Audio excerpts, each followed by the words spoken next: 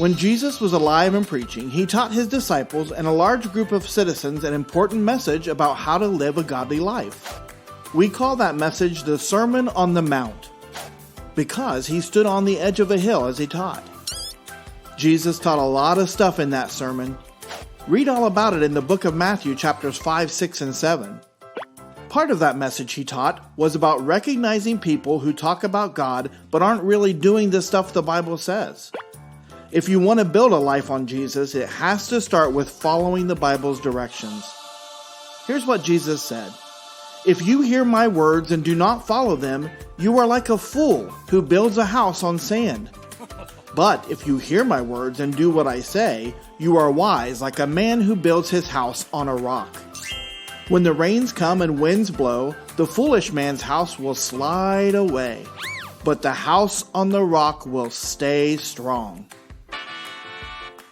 Do what you learn and read from the Bible. It's not only wise, it will save your life when bad storms come. Jesus wasn't just talking about weather situations. He was talking about fighting with your friends and dealing with your parents. He was saying that if you follow my rules at school, home, church, and anywhere you go, you will be okay when bad things happen. Now, those bad things will still happen in your life. But with a life built on Jesus' guidance and direction, you will be okay when that situation is over.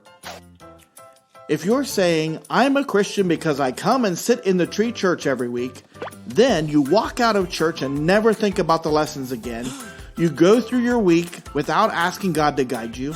You don't talk to God. You don't recognize mistakes, and you don't work with God to make any changes in your life. Then you are like that fool with a house on the sand. When bad things happen, you're going to freak out.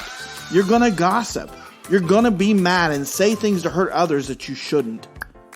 But if you were doing what God says, praying to Him constantly for help to do things His way, recognizing when you don't and working with Him to change ungodly behavior, then you are like the wise man. When bad things happen, you may still be scared.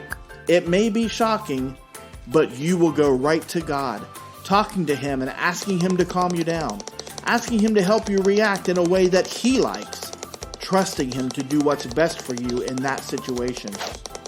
And when the bad situation is over, you're going to see that you're okay, that God was with you, and that your life built on Jesus is still strong.